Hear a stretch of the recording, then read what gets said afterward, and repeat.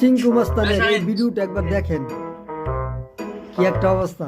যা ক যে আমার সব ভুল টুল বড় ভাই হিসাবে মাফ করে দিছি যা।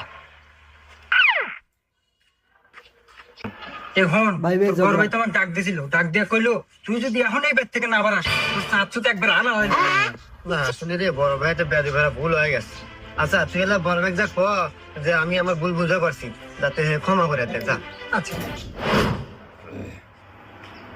এ বন্ধু তোর ছোট ভাই তো খুব বেদে, আমি যা কইলাম আর কইতেছে যে বড় ভাই যা টাইম নাই, যেখানে পাবো তো খেখানেই খুশি হবো। হ্যাঁ কি কস হন, তুই এক শেষবারের মতো ক যে এবার যদি আমার কাছে মাপ না চায় তাহলে কিন্তু আর ভালো হবে না যা।